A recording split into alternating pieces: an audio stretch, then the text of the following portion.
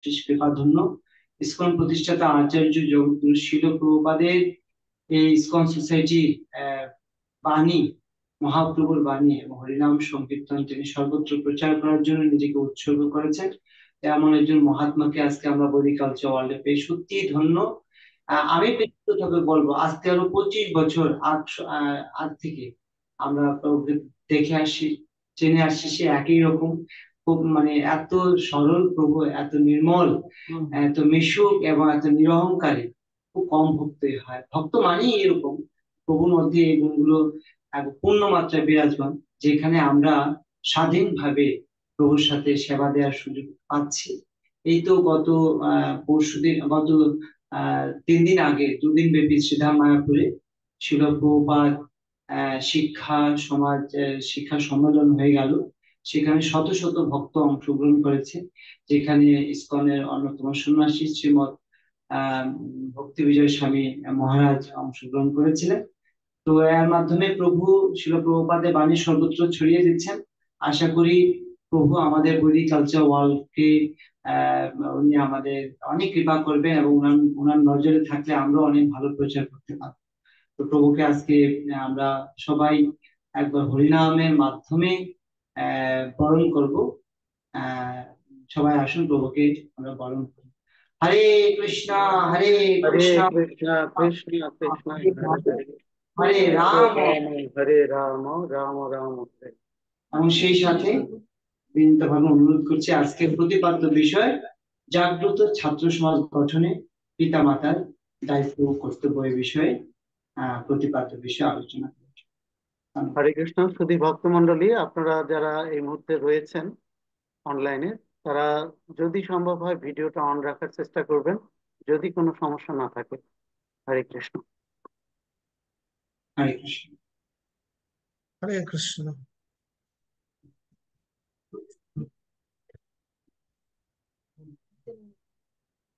ওম অজ্ঞানতিমিরান্ধস্য তো অনেক ধন্যবাদ।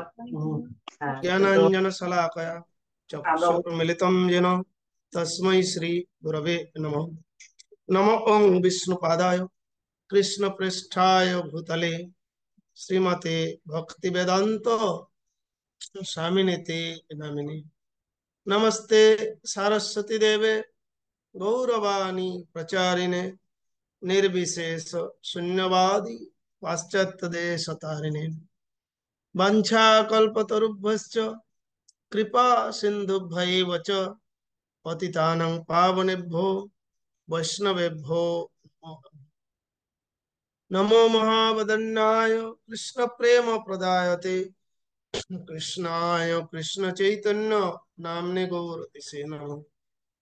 हे कृष्ण करुणा सिंधु दीनबंधु जगतपते गोपेश गोपिका कंत राधोरंगी राधे वृंदावनेश्वरी वृषभानुसुते देवी प्रणमामि हरिप्रिय। जय श्री कृष्ण चैतन्य प्रभु नित्यानंद श्री अद्वैत गदाधर श्रीवासदि गौर भक्त वृंद। हरे कृष्ण कृष्ण कृष्ण हरे हरे हरे राम राम राम हरे हरे। हरे कृष्ण। তো এই প্রোগ্রামে অনলাইনে উপস্থিত সমস্ত ভক্তদের আমি ইসকন শ্রীধাম মায়াপুর থেকে সকলকে জানাই আন্তরিক শুভেচ্ছা, অভিনন্দন এবং আশা করি সকলেই ভগবানের সেবায় যুক্ত থেকে নিজেদের জীবনকে ভক্তিপথে এগিয়ে নিয়ে চলেছেন এবং কিভাবে মহাপ্রভু প্রদত্ত উপদেশ মেনে, অর্থাৎ ভারত ভূমিতে হলো মনুষ্য জন্ম, যার জন্ম সার্থক করি কর পরোপকার, সেটা নিয়োজিত হবেন। নিজের জীবন সার্থক করতে হবে এবং তারপর প্রচার কার্যক্রম বা পরোপকারে নিয়োজিত হয়, এটা হচ্ছে খুব গুরুত্বপূর্ণ। আজকে আজকে বিশেষ করে আমরা আলোচনা করব, কেননা আমরা এই যে জাগ্রত ছাত্র সমাজ গঠনের প্রথম দিকে আমরা এই জাগ্রত চেতনা একটা প্রশ্নোত্তর, গীতার কয়েকটি নির্দিষ্ট শ্লোকের উপর সাপ্তাহিকভাবে আলোচনা করতাম। পরবর্তীতে আরো কিছু বিষয় যোগ করে বিজ্ঞান মনস্কতার সঙ্গে বৈদিক জীবন অনুশীলন, উপলব্ধি ও ব্যবহারিক আচরণের উপরে গুরুত্ব আরোপ করা হয়। কেননা ছাত্র জীবনেই সমস্ত কিছু অনুশীলনের উৎকৃষ্ট সময়। ছাত্রদের ক্রমান্বয়ে আধ্যাত্মিক জীবনে নতুন পথ নির্দেশ করার জন্য তথা সমাজের সততা, শৌচ, দয়া, নিয়মানুবর্তিতা, এই সমস্ত সদ্গুণের বিকাশ সাধনের উদ্দেশ্যে এই জাগ্রত ছাত্র সমাজ। উদ্দেশ্য সংঘবদ্ধভাবে বিজ্ঞান মনস্কতার সঙ্গে বৈদিক জ্ঞানের অনুশীলন, উপলব্ধি এবং প্রত্যেকের জীবনে তা প্রয়োগ।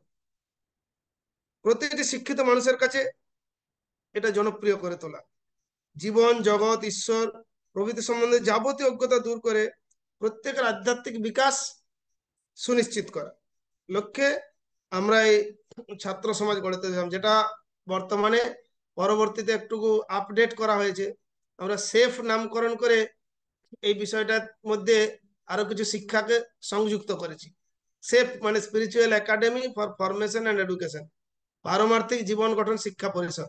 এর আন্ডারে প্রথম পর্যায়ের যারা শিশু, কিশোর, ছাত্র, তাদের জন্য জাগ্রত ছাত্র সমাজ এবং তার মাধ্যমে একটা ধারাবাহিক শিক্ষা, আর পরবর্তীতে তাদের পরিবার, শিক্ষক এবং প্রতিবেশীদের জন্য প্রভুপাত শিক্ষা সমাজ, অর্থাৎ তারা কিভাবে এই ছাত্র সমাজকে সাপোর্ট করবে সেই বিষয়টা লক্ষ্যে আমরা এরকম ধারাবাহিকভাবে কয়েকটা গ্রন্থ প্রকাশ করেছি ইতিমধ্যে। সেগুলোর মাধ্যমে আলটিমেটলি ইসকনে প্রভুপাদ যে শিক্ষাটাকে এস্টাবলিশ করতে চেয়েছিলেন সেটাকেই একটা স্থান, কাল, পাত্র অনুসারে আমরা চাই যে সকলে নিজের জীবনে প্রয়োগ করে নিজেরা যেরকম লাভবান হবে অন্যকেও সহায়তা করবে। এটা হচ্ছে বিষয়। তা আজকে যেহেতু প্রভু বলছিলেন যে আমাদের এই যে দায়িত্ব কর্তব্য বিষয়ে প্রত্যেকের সমাজে একটা বিশেষ ভূমিকা আছে, সেই বিষয়টা একটু আপনাদের সঙ্গে শেয়ার করব।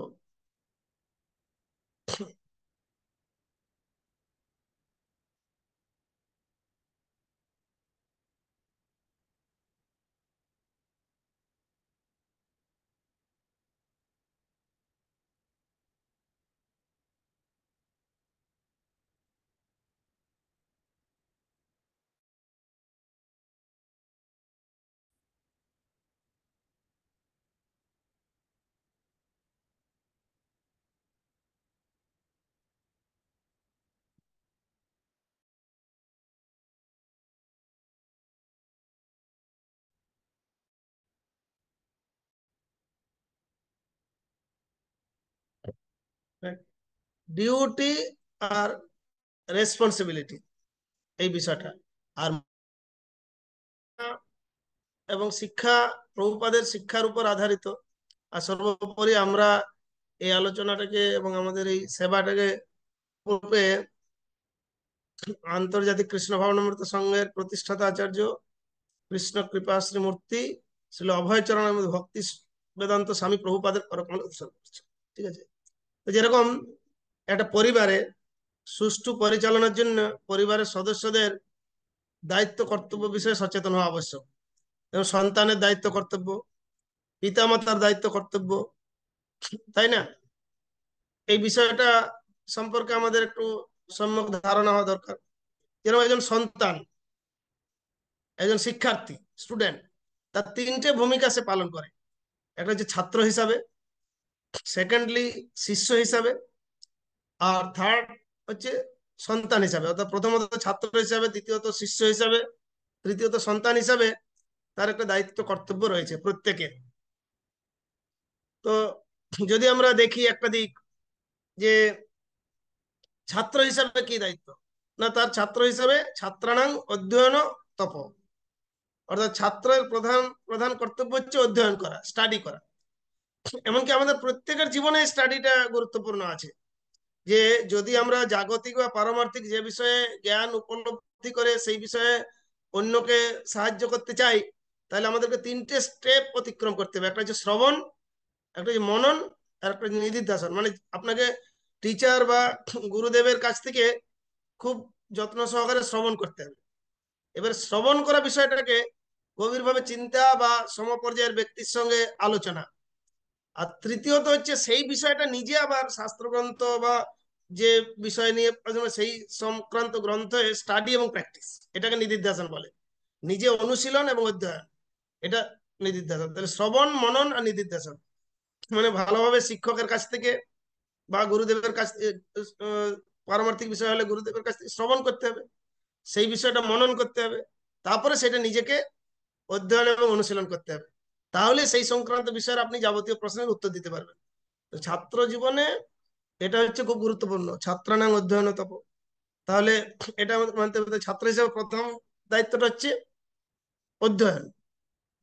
আর ছাত্র হিসেবে এই দায়িত্ব পালনের জন্য যে শিক্ষকের প্রতি শ্রদ্ধা, শিক্ষা লাভের জন্য শিক্ষকের কাছে আত্মসমর্পণ করা উচিত, শ্রদ্ধা এবং সম্মান প্রদর্শন করা উচিত। কেননা গীতায় উপদেশ দেওয়া হয়েছে, ভগবান শ্রীকৃষ্ণ স্বয়ং বলছেন যে তদ্বিদ্ধি প্রণিপাতেন পরিপ্রশ্নেন সেবয়া উপদেক্ষন্তি তে জ্ঞানং জ্ঞানীন তত্ত্বদর্শী।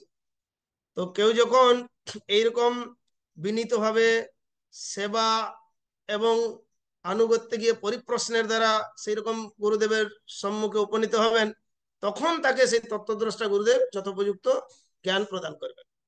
তো তাহলে একজন ছাত্র বা শিষ্য হিসাবে শিক্ষক বা গুরুদেবের প্রতি শ্রদ্ধা প্রদর্শনটা হচ্ছে খুব গুরুত্বপূর্ণ। সেবা এবং পরিপ্রশ্ন, আবল তাবল প্রশ্ন না। পরিপ্রশ্ন মানে যে প্রশ্নের উত্তরটা নিজের জানা নেই বা নিজে জানা থাকলেও সেটা দৃঢ়তা প্রত্যয় উৎপন্ন করবে বা অন্যের সেটা কল্যাণ হবে সকলে, সেরকম ধরনের প্রশ্ন। আর দ্বিতীয়ত হচ্ছে সময়ের সদ্ব্যবহার। সময়টা আমাদের কাছে খুব ইম্পর্টেন্ট। আজকাল তো আমরা এই যে ইন্টারনেট ইউজ করছি, কিন্তু এই ইন্টারনেটের বেশিরভাগ মিস ইউজ হচ্ছে।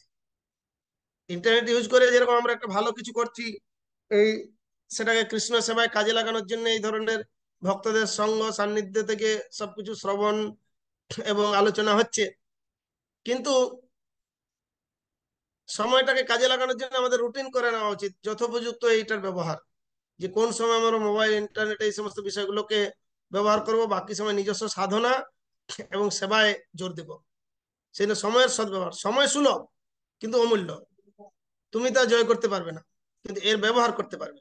তুমি তা ধরে রাখতে পারো না, কিন্তু এর ব্যয় করতে পারো। সময় নষ্ট করো আর কোনোদিন ফিরে পাবে না, এরকম একজন দার্শনিক বলেছিলেন। এমনকি আমাদের চাণক্য পণ্ডিতও বলেছেন যে যে যে সময়টা চলে গেছে বা চলে যাচ্ছে, সেটাকে কোটি কোটি টাকার বিনিময়ে বা অনেক স্বর্ণ মুদ্রার বিনিময়েও, সোনার বিনিময়েও সেটাকে ফেরত পাওয়া সম্ভব নয়। তাই সময়টাকে যতটুকু মূল্য দিতে হবে। তাহলে আমরা যদি কৃষ্ণ ভাবনায় প্রগতি সাধনের জন্য সেই সময়কে সদ্ব্যবহার করি, তাহলে সেই সময়ের যথোপযুক্ত ব্যবহার হবে এবং সেই সময়টা কাজে লাগবে জীবনে। তাই আরেকটা বিষয় যেটা আমরা বললাম, ছাত্র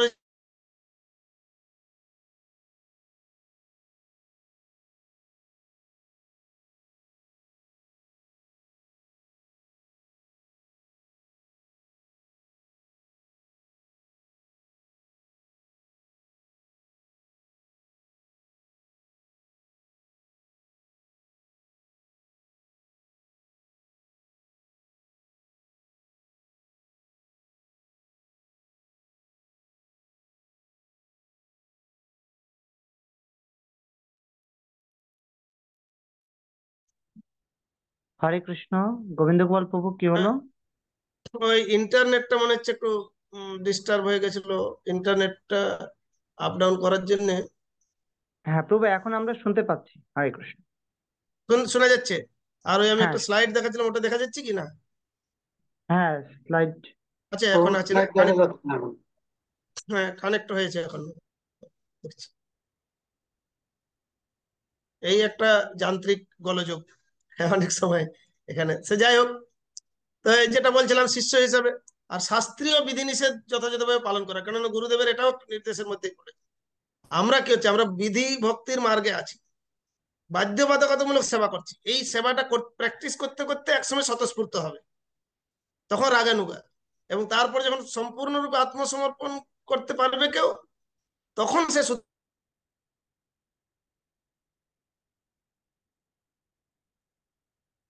শিক্ষা নিয়েছি, প্রতিজ্ঞা করেছি, তাই একটা বাধ্যবাধকতা আছে, শাস্ত্রের বিধিনিষেধের প্রতি ভয় আছে।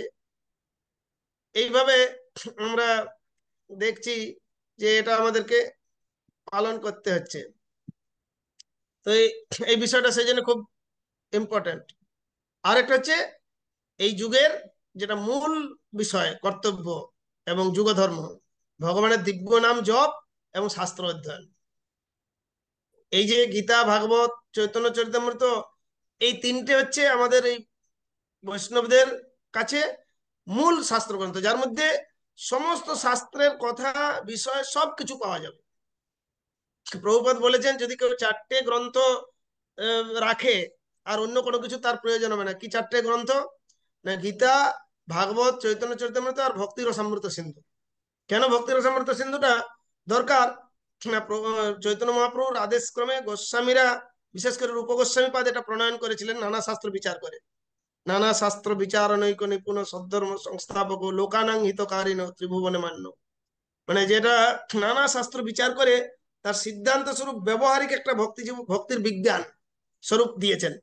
তাই এই যে যেখানে শাস্ত্রীয় বিধিনিষেধগুলো সুস্পষ্টভাবে উল্লেখ করা আছে একদম পদ্ধতিগতভাবে, সেটাকে মেনে চলা।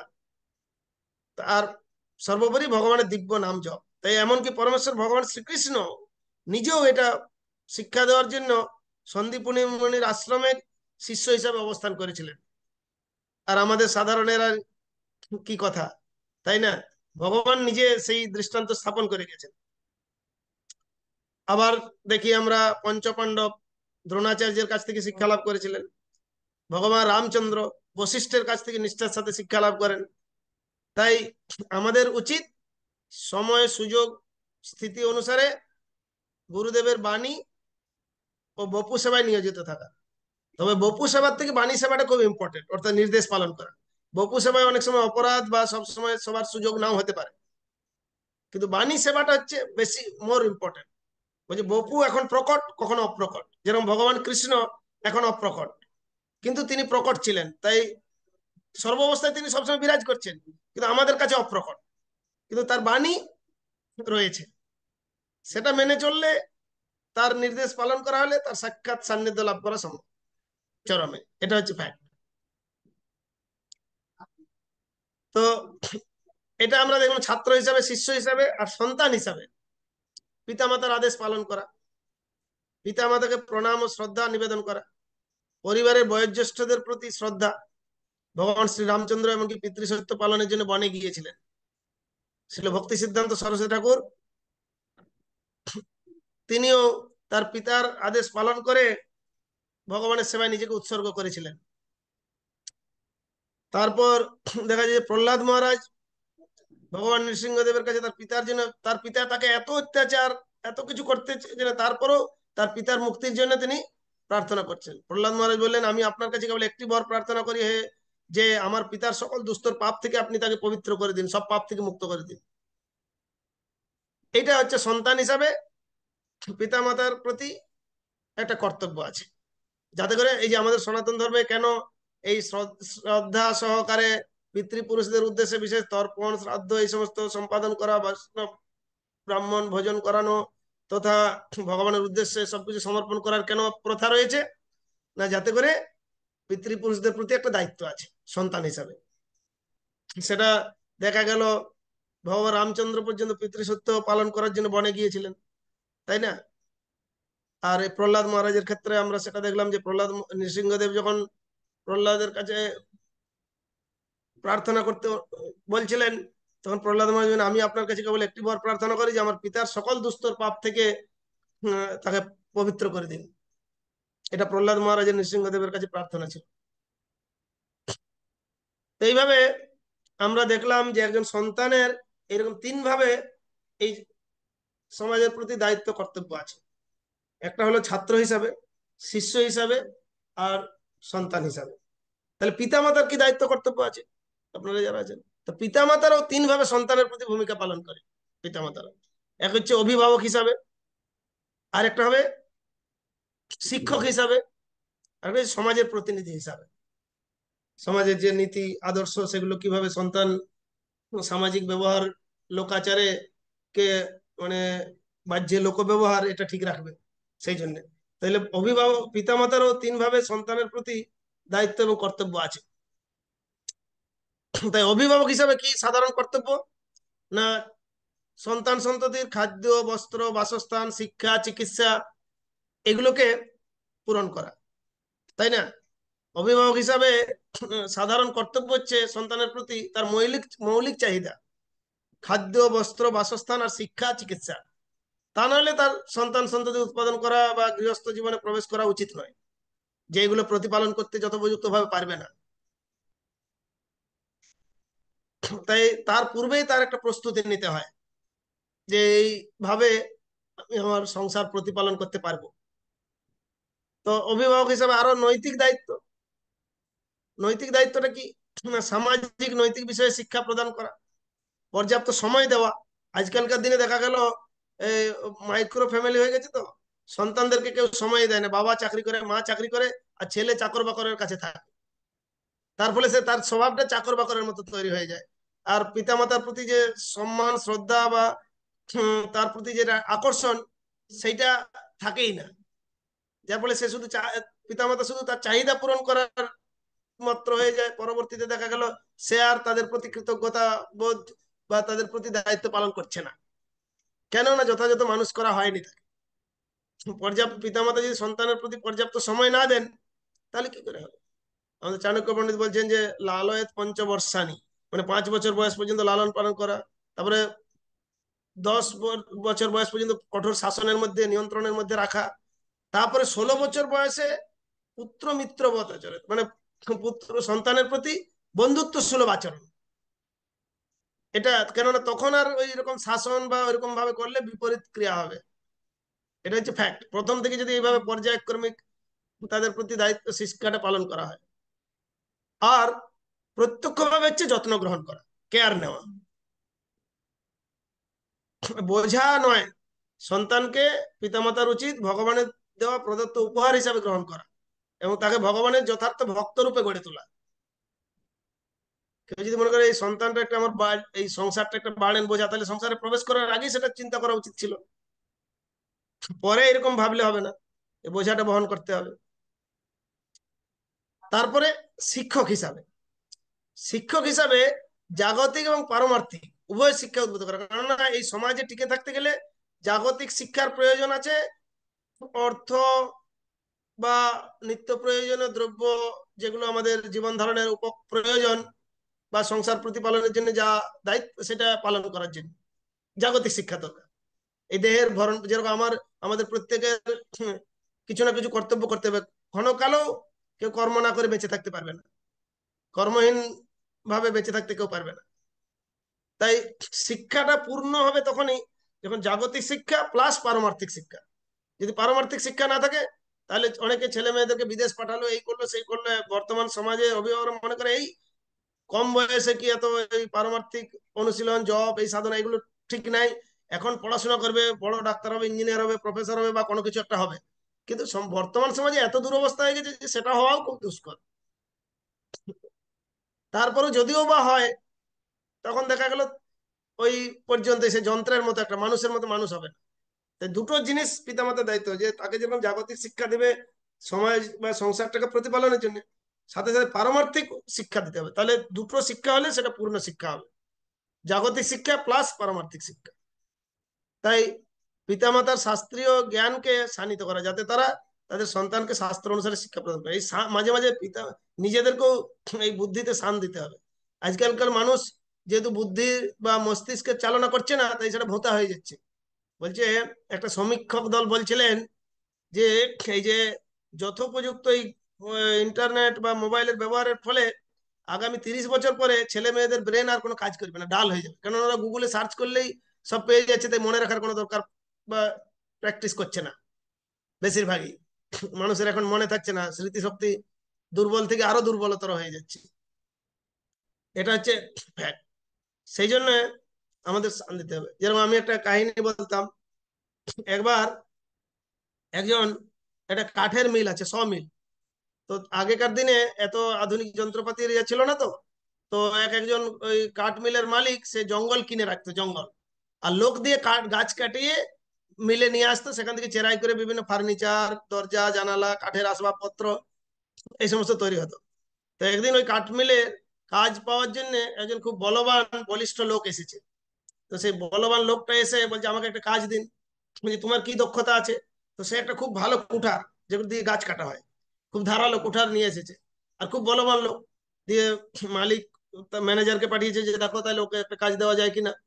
তো ও এত দ্রুততার সঙ্গে অনেকগুলো গাছ কেটে দিয়েছে, একবারে একাই 10 জনের সমান কাজ করে দিয়েছে। তখন ম্যানেজার মালিককে বলে হ্যাঁ এ খুব এক্সপার্ট আছে, একে বেশি বেতন দিয়েও রাখা যাবে। তো ওদের কাজের জন্য ওকে বেশি বেতন দিয়ে আর রেখেছে। প্রথম সপ্তাহ খুব কাজ করেছে, তারপরে সপ্তাহে একটু কম হয়ে গেছে। তখন বলছি এ মনে হয় কাজে ফাঁকি দিচ্ছে। বুঝে না আমি আরো বেশি পরিশ্রম, তবে 1 মাস চলে গেছে, কিন্তু পরে আর সেরকম গাছ কাটতে পারছে না।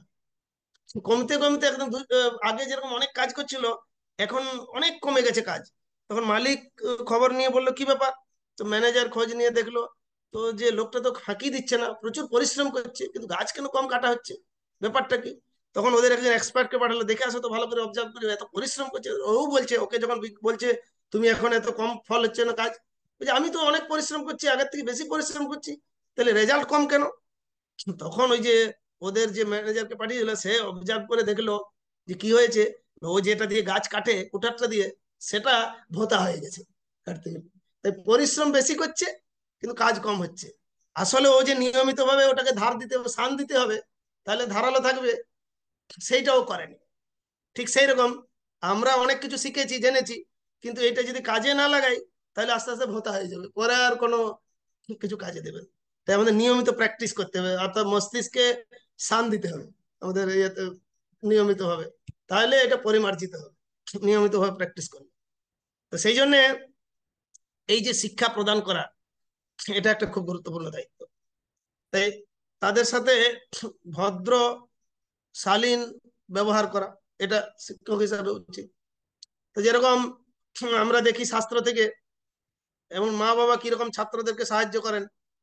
যে ধ্রুব মহারাজের মাতা ধ্রুব মহারাজকে ভগবানের ধাম প্রাপ্তির মার্গ প্রদর্শন করেছিলেন, তাই না? এটা কত গুরুত্বপূর্ণ। যখন উত্থানপাদ রাজা, তার 2 পত্নী সুনীতি এবং সুরুচি ছিল। তো সুনীতির পুত্র হচ্ছে ধ্রুব, আর সুরুচির পুত্র হচ্ছে উত্তম। তো একবার রাজার কোলে উত্তম উঠে বসেছে, তো এই ধ্রুব সেও আবদার করছে, কিন্তু তার বিমাতা সুরুচি সে তাকে তীব্র ভর্ৎসনা করে ওখান থেকে তাড়িয়ে দিয়েছে, যে তুই ওই দাসীর পুত্র, যেদিন মরে জন্ম নিয়ে আমার গর্ভে জন্মাবি সেদিন এই অধিকার পাবে। তো কাঁদতে কাঁদতে, ক্ষত্রিয় বালক তো অত্যন্ত দুঃখে বিচলিত হয়ে ওর মায়ের কাছে গেছে। তো মা সুনীতি ওকে অনেক সান্ত্বনা দিয়েছেন, দিয়ে বলছে বাবা দুঃখ করো না, সবকিছুর পরম মালিক হচ্ছেন পরমেশ্বর ভগবান শ্রীহরি, তুমি তার কাছে প্রার্থনা করো, সে তোমার সব মনোবাসনা পূর্ণ করবেন। তখন সেই কথা যখন জানতে পেরেছেন ধ্রুব, রাত্রেই ওই 5 বছরের বালক ঘর ছেড়ে বেরিয়ে পড়েছে, কোথায় গেলে আমি সেই ভগবানের সন্ধান পাবো, শ্রীহরির সন্ধান পাবো। তো যারা ভগবানের জন্য উৎকণ্ঠিত হন, ভগবান তাকে সহায়তা করার জন্য তার প্রতিনিধি পাঠিয়ে দেন। পথে নারদ মুনি, নারদ মুনি ধ্রুবকে দেখে বলছে এই কোথায় যাচ্ছ? সে বলছে না আমি চাই ভগবানকে লাভ করতে। যে আরে তুমি এখন ছেলে মানুষ, এখন ঘরে ফিরে যাও, খেলাধুলা করবে আর করবে, এই বয়সে অত তখন তো তপস্যা ছিল, এখন কঠোর কঠিন তপস্যা করতে পারবে না, যাও। নানাভাবে তাকে উম, ওই পরীক্ষা করতে লাগলেন নারদ মুনি। শেষে ধ্রুব বলছেন দেখুন, আপনি যদি আমাকে সাহায্য করবেন বা পথ বলে দিতে পারেন তাহলে করুন, নাহলে আমার পথ ছাড়ুন, আমি যাব, কোথায় গেলে পাবো। তখন তার দৃঢ়তা দেখে নারদ মুনি তাকে আশীর্বাদ করলেন এবং তাকে মধুবনে গিয়ে তপস্যা করতে নির্দেশ দিলেন, মন্ত্র দিলেন। তো সেই মন্ত্র জপ করে ধ্রুব মধুবনে তপস্যা করছিল। তপস্যা করতে করতে 6 মাসের মধ্যে সাক্ষাৎ ভগবান তাকে দর্শন দিলেন। তখন ধ্রুবের কামনা বাসনা সব চলে গেছে। বলছে "হে প্রভু, আপনি, আমি কাজ খুঁজতে এসে কাঞ্চন অমূল্য রত্ন লাভ করেছি, আমার কিছু চাই না, কিন্তু যেহেতু প্রথমে মনে অন্তরে বাসনা ছিল, তাই সেটা ভগবান তো পূরণ করবেই। তাই ধ্রুবকে বললেন না তুমি এখন ফিরে যাও, রাজত্ব করো। তাকে শশাগরা পৃথিবীর রাজত্ব দিলেন। এই ধ্রুব 36,000 বছর রাজত্ব করেছিলেন। তারপরে ভগবান তাকে বৈকুণ্ঠ লোক দিলেন, একটা বৈকুণ্ঠ লোক যেটা ধ্রুবলোক নামে পরিচিত। তো সেই বৈকুণ্ঠ যাত্রার সময় যখন বিমানে যাচ্ছেন ধ্রুব, তখন তার মায়ের কথা মনে পড়লো যে মা কোথায় গেল। তখন বৈকুণ্ঠ দূতেরা তাকে দেখালো যে তার মা অগ্রভাগে যাচ্ছে। তাই কেউ যখন এই সাধনা ভগবত ভক্তির অনুশীলন করেন, তাকে যদি কেউ সহায়তা করেন, তিনিও সেই কৃপা লাভ করেন। যেভাবে ধ্রুব মহারাজের মা, তিনিও এই, যেহেতু ধ্রুবকে ভগবানের ধাম প্রাপ্তির পথ প্রদর্শন করেছিলেন, তাই তিনিও ভগবত ধাম লাভ করে গেলেন। শিল ভক্তি বিনোদ ঠাকুর তার পুত্র শিল ভক্তি সিদ্ধান্ত সরস্বতী ঠাকুরকে আদর্শ শিক্ষায় শিক্ষিত করেছিলেন, যিনি পরবর্তীতে আমাদের ইসকন প্রতিষ্ঠাতা আচার্য শিল প্রভুপাদের গুরুদেব, এবং তার নির্দেশ ক্রমেই এই কৃষ্ণ ভাবনামৃতের প্রসার সারা জগৎ জুড়ে হয়েছে। আর আমাদের ইসকন প্রতিষ্ঠাতা শিল প্রভুপাদের পিতা গৌরমোহন দে বাল্যকালেই তাকে পারমার্থিক শিক্ষা প্রদান করেছেন। এইরকম হচ্ছে আদর্শ পিতা, তার সেই সুসন্তান সারা জগতের কল্যাণ সাধন করছে। আর কেন আপনি আপনার সন্তানকে পারমার্থিক শিক্ষা প্রদান করবেন? এই বর্তমান সমাজের কুপ্রভাব থেকে তাদেরকে সুরক্ষিত রাখার জন্য।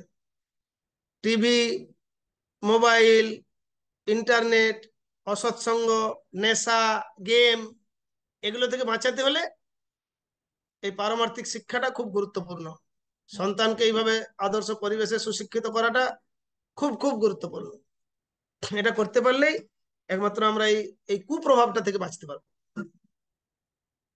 আর একটা বিষয় হচ্ছে, সমাজের প্রতিনিধি হিসাবে পিতামাতার একটা দায়িত্ব আছে কি না, ব্যক্তিগত জীবনে যে আদর্শ নীতির সাথে জীবনযাপন করা, ছুটির দিনে সন্তানকে বিনোদনের ব্যবস্থা করা, এমন কোনো আচরণ না করা যা সন্তানের হৃদয়ে কুপ্রভাব ফেলে। একসময় আমি একজন ভক্তকে বলছিলাম, ভক্ত না একটা পরিবারের, যে স্বামী স্ত্রী খুব ঝগড়া করে, এমন ওই সন্তানের সামনে কোনোদিন এরকম তাদের সতর্ক থাকা উচিত, এতে সন্তানের প্রতি কুপ্রভাব পড়বে, তার স্বভাবটা ওইরকম খারাপ রূপে গড়ে উঠবে। তাই সন্তানের সামনে এমন কিছু করা উচিত নয়, কারণ ছোট শিশু সন্তান, সে তো বাবা মার অনুকরণ প্রিয়, বাবা মার সান্নিধ্যেই তার জীবন। হ্যাঁ, যাদের সঙ্গে মেলামেশা করবে তাদের প্রভাবটা তার উপরে পড়বে। সক্রিয় থাকা, এই যেরকম ভগবানের বিভিন্ন আবির্ভাব তিরোভাব, অন্যান্য বিষয়কে ভক্তদের আবির্ভাব তিরোভাব কেন্দ্র করে বা বিভিন্ন বৈষ্ণবী উৎসব আদি উদযাপন হয়, সেখানে নিয়ে গিয়ে তাদের আনন্দ বিনোদন দেওয়া, যাতে তারা অত্যন্ত আনন্দের মধ্যে থাকে। এইভাবে আমাদের এই বিষয়টা বুঝতে হবে। আর ছিল প্রভুপাদের দৃষ্টিভঙ্গিটা কিরকম ছিল না, গৃহস্থদের প্রতি প্রভুপাদ এরকম কথা বলেছিলেন যে সন্তান হচ্ছে কৃষ্ণ প্রদত্ত উপহার, কিন্তু সেই সাথে তার পিতামাতার এক দায়িত্ব। প্রত্যেক পিতামাতার খেয়াল রাখা উচিত যে তাদের সন্তান কৃষ্ণ ভাবনায় বড় হয়ে উঠছে কিনা, তাহলে সে আদর্শ মানুষ হবে, তারও জীবন সফল হবে, সাথে সাথে পিতামাতারও জীবনের সার্থকতা। এটা হচ্ছে খুব গুরুত্বপূর্ণ,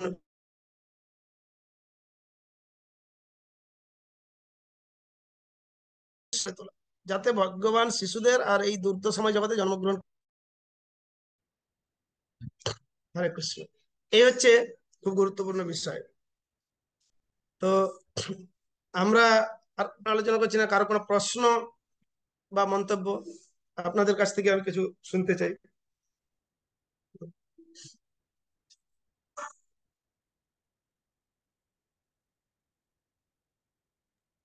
হরে কৃষ্ণ।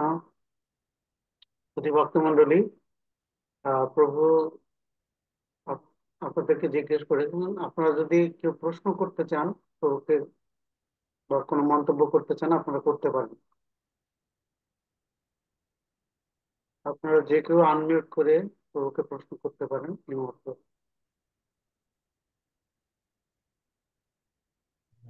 हरे कृष्णा प्रभु दंडवत प्रणाम। হ্যাঁ, হরে কৃষ্ণ, বলুন প্রভু। আমি শ্রীধাম মায়াপুর থেকে শুভদা কৃষ্ণ দাস বলছি, কিন্তু এটা হুম, বরগাছি, বেতুয়াডাহরি বীরপুর, বরগাছি। এখানে একটা প্রোগ্রামে, এখানে একটা কাজের জন্য এসেছি, ভগবানের সেবার জন্য। হুম, আমার শ্রীধাম মায়াপুর থেকে অচ্যুত প্রভুর সেবা অনুসারে আমি এখানে সেবা এসেছি, এবং এখানে একটা ভগবানের সেবা, একটা কিচেনের জন্য বানানোর জন্য এখানে এসেছি। তো এখানে বরগাছি কিছু ভক্তরা আছে, তো এরা হুম, হুম, এখানে পৌরনিতাই আছে, তো এখানে কিছু ছাত্র সমাজ আছে, তো কিছু ছাত্র আছে এখানে, এদেরকে নিয়ে আজকে প্রথম এখানে এদেরকে নিয়ে বসেছি। তো এদের হুম। এখানে ভালো লাগছে, এবং এদেরকে কৃপা করুন, আশীর্বাদ করুন। তো এনাদের মনের মধ্যে যেন ভগবত ভক্তির শিক্ষা যেন লাভ হয়। তো এনারা গৌরনীতাকে খুব শ্রদ্ধা করে ভালোবাসে, এনাদের মধ্যে যেন ভগবানের কৃপা যেন লাভ হয়। এবং তাহলে এখানে আমরা চাইবো ওরাও, আমাদের অনেক এরকম ছাত্র আছে যারা এই জাগ্রত ছাত্র সমাজে যুক্ত, দিয়ে তারা সপ্তাহে একদিন 1 ঘন্টার জন্য মিলিত হয়, কোনো একজন ভক্ত তাদেরকে মাঝে মাঝে ক্লাস দেয়, গাইড করে, এরকম ভাবে তারা ডাইরেক্ট অথবা অনলাইনেও আমাদের একটা ছাত্র সমাজের ক্লাসের সঙ্গে যুক্ত হতে পারে পরবর্তী সেশনে। তাহলে কি হবে, আমরা এই যে জীবনের প্রস্তুতি বা ছাত্র সমাজের কিছু বেসিক শিক্ষা, সপ্তাহে একদিন 1 ঘন্টার জন্য ক্লাস হয়, সেই ক্লাসে যুক্ত হওয়ার মাধ্যমে বা একবার মায়াপুর ধাম পরিদর্শনে এসে এই ছাত্র সমাজে যে প্রয়োজনীয় বেসিক জিনিস জানার জন্য যে ছোট গ্রন্থ বা ইয়ে সংগ্রহ করে নিয়ে যেতে পারে। তাহলে সেইভাবে আলোচনা করলে, প্রাথমিকভাবে জানলে, শুনলে, তাদের পড়াশোনা কাজকর্ম সবকিছু ঠিকঠাক বজায় রেখে আরো ভালোভাবে করো, তারা ভগবানের কৃপা লাভ করতে পারবে। এটা একটা আমাদের গুরুত্বপূর্ণ বিষয় বর্তমান সময়ে। তো খুব ভালো, তারা যদি এইভাবে নিজের এনার নাম জীবনে এই দেবাশিস শিক্ষার সাথে দেবাশিস পারমার্থিক কর্মকার। শিক্ষাকে যুক্ত করে। তো এনাকে হ্যাঁ, লিঙ্ক দিয়েছি, দেবাশিস কর্মকার, এনাকে লিঙ্ক দিয়েছি, আর একজনকে লিঙ্ক দিয়েছি। আজ থেকে আচ্ছা। প্রথম ক্লাস শুরু করছে।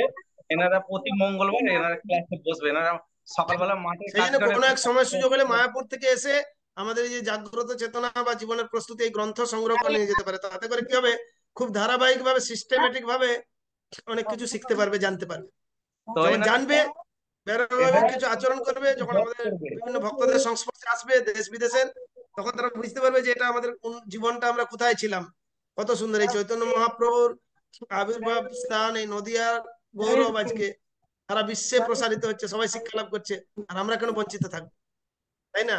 সেই জন্য সবাইকে এটা আসতে হবে। তাদের পড়াশোনা, এই মনোসংযোগ যখন ভালোভাবে হবে, তখন তাতেও তাদের অনেক সফল, যে কোনো কাজে সে সফল হতে পারে। শুধু তাই সবাই নয়, প্রণাম করো, সবাই প্রণাম করো। তাই না? হরে কৃষ্ণ। খুব ভালো।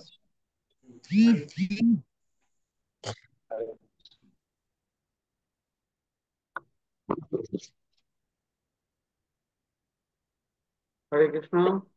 হুম, আর কেউ বলতে চাই? বলুন প্রভু। পুরুষোত্তম পণ্ডিত দাস প্রভু। হরে কৃষ্ণ, প্রণাম প্রভু। হ্যাঁ, বলুন। তো আমরা অত্যন্ত আনন্দিত যে আজকে আপনাকে আমরা পেয়েছি, এবং আমাদের একজন অভিভাবক, বাংলাদেশও জাগ্রত ছাত্র সমাজের যে পরিচালক শ্রীপাদ দ্বিজমণি গৌরাঙ্গ দাস ব্রহ্মচারী প্রভু, তিনিও আমাদের অনেক বিষয়ে গাইড দেন। এবং প্রভু, আপনাকে জানিয়ে রাখি যে আমরা 2022 সালে এবং 2021 সালে এবং তারপরে 22 সালে আমরা দুবার কম্পিটিশন করেছিলাম। সেখানেও আমাদের প্রায় 170 জন স্টুডেন্ট অনলাইনে দেশ বিদেশ থেকে অংশগ্রহণ করেছিল, যেখানে বৈদিক কালচারাল কম্পিটিশন হয়েছিল, সঙ্গীত, ভজন কীর্তন, বাদ্যযন্ত্র, তারপর চিত্রাঙ্কন, বৈদিক নৃত্য, আবৃত্তি, এই ধরনের কম্পিটিশন গুলো হয়েছিল। এবং যেটার উদ্বোধন করেছিলেন আমাদের শ্রীমৎ আহ ভক্তি পুরুষোত্তম স্বামী মহারাজ। তো এটি ইসকন বাংলাদেশে তত্ত্বাবধানে স্বামীভাগে সংগঠিত হয়েছিল। তো আমরা এই এই যে বৈদিক কালচার ওয়ার্ল্ডের মাধ্যমে, অনলাইন প্রচার মাধ্যমে কিভাবে জাগ্রত ছাত্র সমাজে সেবা দিতে পারি, আপনার কাছে আমরা পরামর্শ প্রার্থনা করছি। ঠিক আছে, এটা আমরা পরবর্তীতে একটু বসে ডিসকাস করে একটা শিডিউল এভাবে তৈরি করা যেতে পারে, যে যারা অনলাইনে কিছু ছাত্র সমাজ তৈরি করা যেতে পারে, আর সময়ের সুযোগ মতো তারা মায়াপুরে এসে কোনো একটা সেমিনারে বছরে একবার দুবার অ্যাটেন্ড করলো। যে সেইভাবে, মানে অনেক সময় কি হয়, শুধু অনলাইনে হলে হবে না, কিছু সান্নিধ্যও দরকার থাকে। তা নাহলে ব্যবহারিক ভাবে এক্স্যাক্টলি তারা কিভাবে করছে প্র্যাকটিক্যাল, সেই জিনিসটা দূর হয়ে যায়। অনলাইনে শিক্ষাটা হয়, কিন্তু সাধনা এবং প্র্যাকটিক্যাল কিছু করার জন্য ব্যবহারিক ভাবে যোগদানেরও দরকার থাকে, এটা ফ্যাক্ট। তো ঠিক না, আছে, আমাদের কৌশিক প্রভু কি বলছেন, উনি হাত তুলেছেন অনেকক্ষণ আগে, বলুন। হরে কৃষ্ণ প্রভু, দণ্ডবত হ্যাঁ, প্রণাম আপনার শ্রীচরণ কমলে। বাঞ্ছাকল্প দুর্বশ্য কৃপা সিন্ধু ভয়বচ্চ পতিতানাং পাবনেভ্যো বৈষ্ণবেভ্যো নমঃ। তো প্রভু, আমি ঢাকা বাংলাদেশ থেকে বলছি। ঢাকার যে জাগ্রত ছাত্র সমাজ রয়েছে সেখানে যুক্ত থাকার চেষ্টা করছি। তো প্রভু, আপনার আলোচনার সাপেক্ষে প্রভু আমার দুটা ছোট্ট প্রশ্ন ছিল। প্রভু, আমার প্রথম হুম। প্রশ্নটা হচ্ছে, আপনি উল্লেখ করেছেন যে ধ্রুব মহারাজ দেহ ত্যাগের পর মানে তিনি যখন বৈকুণ্ঠ ধামে গমন দেহত্যাগ করেন করেননি উনি, তখন, একদম সরাসরি চলে গেছেন বৈকুণ্ঠে। তো তিনি বৈকুণ্ঠে গমনের পর আমরা জানতে পারি যে ধ্রুবলোক নামে একটি নতুন লোক সৃষ্টি হয়েছিল। ধ্রুবলোকটা তো ওটা ধ্রুব বৈকুণ্ঠেরই একটা অংশ, বৈকুণ্ঠেরই ওটা একটা অংশ। মানে ধ্রুবলোক নাম হয়েছে ওনার নাম অনুসারে, ভগবান বিশেষভাবে তাকে প্রদত্ত করেছে। প্রলয় হলেও ওই ধ্রুব, ওই বৈকুণ্ঠ যেহেতু, তাই নষ্ট হবে না, এই জগৎ থেকে সেটা দেখা যায় তার। প্রভু, ধ্রুবলোকে বিশেষ করে কারা যেতে পারে? তো যারা এই জগতে ধ্রুবলোকে কারা যেতে পারে, ওটা একটা বৈকুণ্ঠ লোক। সেই ধরনের আদর্শ যেরকম যারা ভক্তি মার্গে সফলতা লাভ করবে, সেরকম ঐশ্বর্যমণ্ডিত বিভিন্ন ক্যাটাগরি আছে, স্তর আছে। তাদের রসের অন্তরের ভাব অনুসারে যখন চিন্ময় স্তরে উন্নীত হবে, তখন যে কোনো চিন্ময় ধামের যে কোনো লোকে যেতে পারে, কোনো বৈকুণ্ঠ লোকে। আর যখন সর্বোচ্চ সরাসরি কৃষ্ণের সঙ্গে সম্পর্কিত হয়ে যাবে, তখন গোলক বৃন্দাবনে এরকম ভাবে যেতে পারবে। এটা হচ্ছে বিভিন্ন টার্মস কন্ডিশন। যেরকম আমাদের কর্মচক্র আছে, মানুষের অনেক দিক দিয়ে কাজ করে দিয়ে সেই অনুসারে তার পরবর্তী জন্মটা হয়। ঠিক সেই রকম এখান থেকে মুক্ত হয়ে যাওয়ার পরে সে কি রসে ভগবানের সঙ্গে সম্পর্কিত হয়েছে, সেই রস অনুসারে সে ভগবানের সঙ্গে সম্পর্কিত হয়ে সেরকম ধ্রুব লোকে বা অন্য বৈকুণ্ঠ লোকে বা সে অন্য জায়গায় যাবেন, সেটা নির্ভর করছে। বুঝতে পেরেছি প্রভু। হরে কৃষ্ণ, কৃপা করবেন প্রভু আমাদের জন্য। হরে কৃষ্ণ।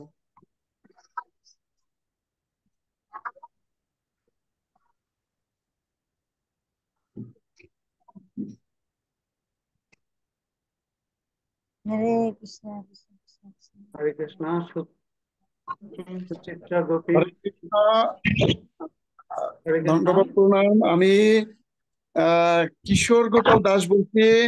প্রভুজি, আপনার চরণে দণ্ডবত প্রণাম। আমি আপনাকে এইভাবে পরিচয় দিচ্ছি, আমি ঢাকাস্থ সূত্রাপুর মঠের একজন কনিষ্ঠ ভক্ত। আপনার সাথে মায়াপুরে কয়েকবার আমার আপনার দর্শন লাভ করেছিলাম, এবং বাংলাদেশেও। তো প্রভুজি, আমাদের এই যে ছাত্র সমাজ, এদের জন্য আপনি যে অবদান রেখেছেন দীর্ঘকাল 3 যুগ ধরে আন্তর্জাতিক কৃষ্ণ ভবনামৃতর সঙ্গে, এজন্য আমি ব্যক্তিগতভাবে আপনার প্রতি অশেষ কৃতজ্ঞতা জ্ঞাপন করছি। আর আমাদের এখন খুব এমন একটা সময়, যে সময় পিতা মাতা বা পরিবারের সাথে নতুন প্রজন্ম বা এই যে ছাত্র সমাজ বা সন্তানের পিতামাতার সাথে যে সম্পর্কটা, সেটি আমার ব্যক্তিগত অভিমত থেকে আমার অনুভব হয় যে এই সম্পর্কটা পিতা পুত্রের যে আন্তরিক ভালোবাসার, শ্রদ্ধার, স্নেহের, সেই সম্পর্কটা আমরা কম পরিলক্ষণ করি। তো এই সম্পর্ক পুনরুদ্ধার বা এটি কিভাবে বৃদ্ধি করে আমাদের এই যুব সমাজের অধঃপতন রোধে রোধ করা যায়, এবং আমরা আমাদের সেই একটি শান্তি পরিবেশ বজায় রাখতে পারি। হরে কৃষ্ণ। হরে কৃষ্ণ। খুব ভালো কথা। এটাই তো আমাদের কলির প্রভাব তথা সমাজের দুরবস্থার যে অধঃপতন, সেটা এই একটা প্রকৃষ্ট প্রমাণ। এর কারণ হচ্ছে প্রথমত সন্তানকে শিশু অবস্থা থেকেই শিক্ষা দেওয়া উচিত। সেই শিশু অবস্থাটা যদি ভালোভাবে পিতামাতা দায়িত্ব পালন করেন, তাহলে এই অবস্থা পরিলক্ষিত হতে হবে না। যেটা আমরা বলছিলাম, আমাদের শাস্ত্রের শিক্ষাটা হচ্ছে যে 5 বছর বয়স পর্যন্ত অত্যন্ত যত্ন সহকারে লালন পালন করা, তারপরে একটুকু নির্ধারিত রেস্ট্রিকশন বা শাসনের মধ্যে রাখা, তারপরে তাকে বন্ধুর মতো আচরণ করা। এটা তো থাকবে, কিন্তু পারমার্থিক শিক্ষাটাও ঠিক সেইভাবে ধারাবাহিকভাবে প্রদান করা উচিত সেইভাবে। কিন্তু যেহেতু আমাদের সমাজের পরিবেশ পরিস্থিতি সেরকম না, তাই এই ইসকন অনেকভাবে প্রচেষ্টা করছে। তাই পারমার্থিক যে কিছু শিক্ষা প্রতিষ্ঠান তৈরি করে, যে যাতে করে সেখানে পারমার্থিক শিক্ষাটাও তাদের জীবনে যুক্ত থাকে। আসলে খুব গুরুত্বপূর্ণ হচ্ছে যে আমাদের পারমার্থিক শিক্ষাটাকে জীবনে যুক্ত করে। যেমন অন্য ধর্ম সম্প্রদায়ের ক্ষেত্রে দেখুন, তারা বিভিন্ন ভাবে ছোট থেকেই, মুসলমানরা কোরআন পড়ায়, খ্রিস্টানরা বাইবেল পড়ায় আর করে, কিন্তু আমাদের হিন্দু সমাজের ছেলে মেয়েদেরকে প্রথম থেকে কোনো নির্ধারিত শাস্ত্রগ্রন্থ সম্পর্কে কোনো শিক্ষা দেওয়ার বিশেষ ব্যবস্থা নাই। এটাই হচ্ছে দুর্ভাগ্যের, এবং সমাজে নানা বিভ্রান্তি বিভাজন এটা। তো তার জন্য আমাদের এই সঙ্গটা খুব প্রয়োজন। সাধু সঙ্গ এবং শিশুকে প্রথম অবস্থা থেকেই এই পারমার্থিক শিক্ষায় যদি লালন পালন করা হয়, তাহলে এই অবস্থা থেকে বাঁচা সম্ভব। এবং এটা ফ্যাক্ট হয়েওছে অনেক জায়গায় যারা এটাকে গ্রহণ করেছে। যেরকম যদিও গুরুকুলটাকে সেভাবে চালু করা বর্তমান সমাজে খুব কঠিন ব্যাপার, বিভিন্ন ভাবে আমরা এডিক্টেড হয়ে গেছি, না আক্রান্ত হয়ে গেছি। সেই জন্য গুরুকুল, যেটা প্রভুপাদ চেয়েছিলেন যে গুরুকুলে শিক্ষা ব্যবস্থাটাকে চালু করতে, কিন্তু বর্তমান সমাজে ওই আগেকার মতো গুরুকুল শিক্ষা ব্যবস্থাটাকে চালু করা খুব কঠিন। কেননা এখন এমন সরকারি আইন, সামাজিক পরিকাঠামো এমন হয়েছে যে সেখানে সেই নানা আইন প্রণয়ন হয়েছে যে শিশুকে কেউ ভালো দৃষ্টিভঙ্গি নিয়ে অনেক মানুষেরও কামুকতা, লোলুপতা বা চরিত্রগত ঠিক নাই সবার শিক্ষকদের, যার ফলে তারা অনাচার করে যেরকম, আবার সরা ঠিকভাবে শাসন করতে গেলে এখন পিতামাতাও নানাভাবে তারা এডিক্টেড হয়ে গেছে যে কোনো সন্তানকে শাসন করা যাবে না, আর শাসন না করলে ওই বাল্যকালে সে সঠিক শিক্ষা লাভ করে না। হরে কৃষ্ণ এটা হরে হচ্ছে কৃষ্ণ। একটা অসুবিধাজনক। তো পিতামাতা এই দায়িত্বটা নিয়ে পারমার্থিক শিক্ষা, সাধু সঙ্গের সান্নিধ্যে বা ঘটনা এইভাবে মানুষ করার প্রচেষ্টা করতে হবে আর কি। এইভাবে আমাদেরকে পূর্ণ প্রচেষ্টা আর ভগবানের উপরে কৃপা উপরে নির্ভরশীল হয়ে জীবনযাপন করলে সফল তো হওয়া যাবেই, এটা ফাইন।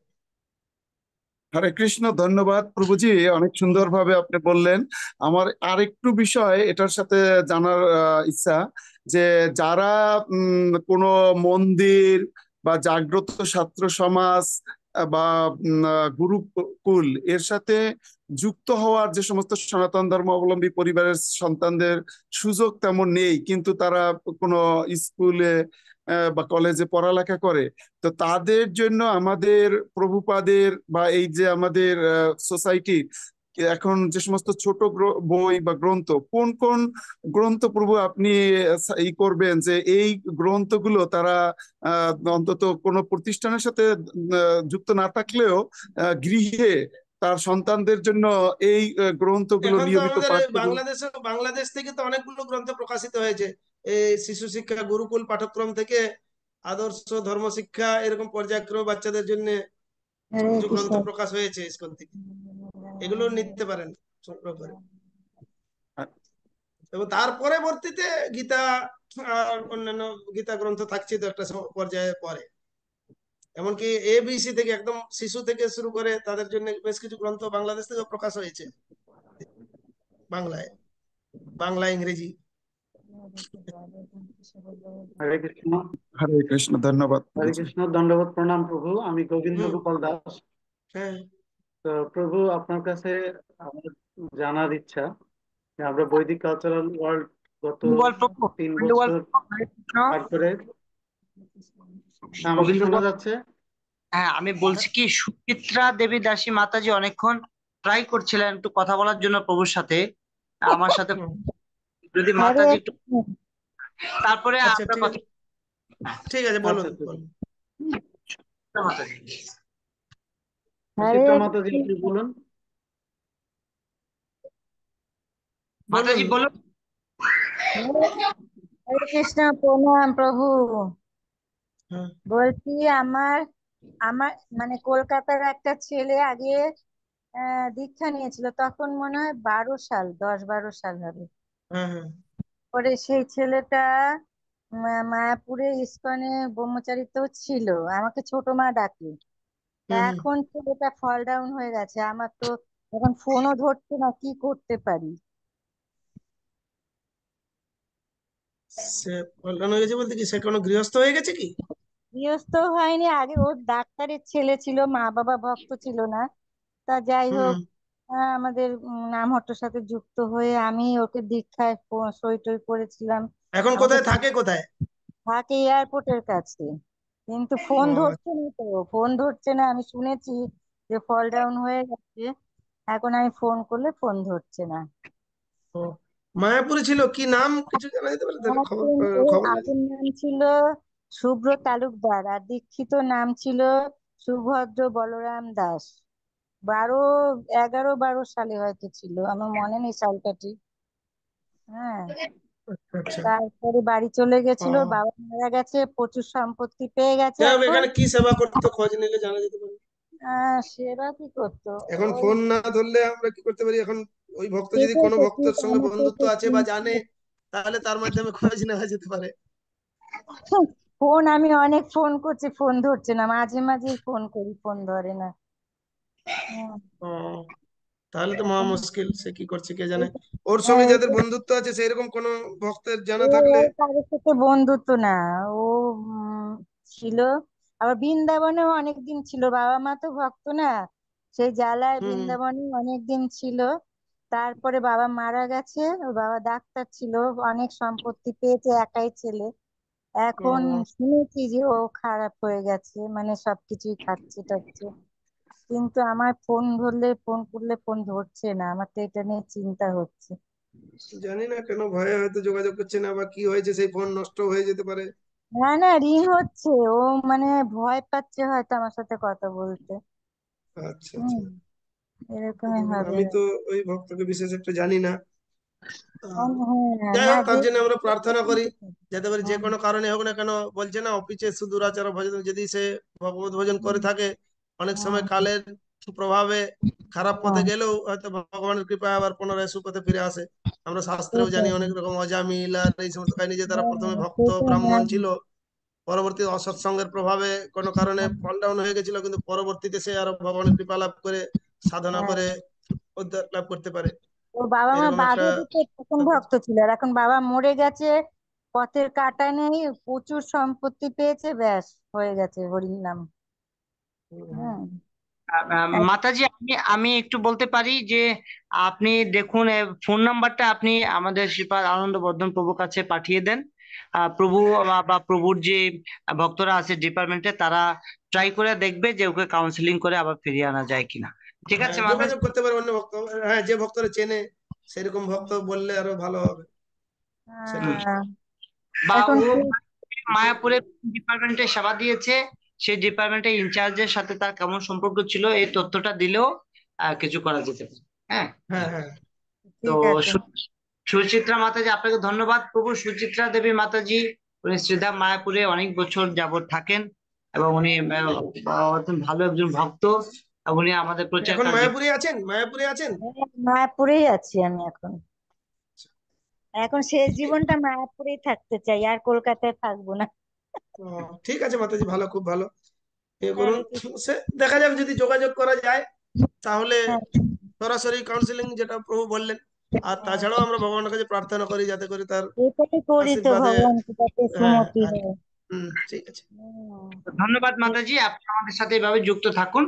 আচ্ছা, হ্যাঁ, আমাদের সাথে কথা বলছিলেন গদি কালচার ওয়ার্ল্ডের অন্যতম পরিচালক শ্রীপাদ গোবিন্দ গোপাল প্রভু। আর প্রভু, আবার হ্যাঁ আপনি এবার বলুন। হ্যাঁ, বলুন বলুন। হরে কৃষ্ণ, দণ্ডবোধ প্রণাম প্রভু। হুম। খুব আজকে জ্ঞানগর্ভ আলোচনা হচ্ছিল, তার মধ্যেও আমার একটু অভিপ্রায়, সেটি হচ্ছে আমরা বৈদিক কালচারাল ওয়ার্ল্ড গত 3 বছর যাবৎ চালিয়ে আসছি। যদিও আমাদের অনেকগুলো কার্যক্রম এর মধ্যে যুক্ত ছিল, এখন কিছু কমে গেছে, আবার কিছু বেড়েছে, এরকম হয়েছে। তো আমরা কিভাবে এই যে জাগ্রত ছাত্র সমাজ গঠনে অনলাইনে কিভাবে আমরা ভূমিকা রাখতে পারি, আপনি যদি আমাদের কিছু দিক নির্দেশনা দান করেন এই বিষয়ে। সেটা বললাম, এই যে প্রভুরা তো মায়াপুরে আছেন, একবার একটু সরাসরি আলোচনা করে প্ল্যানিং করতে করা যেতে পারে।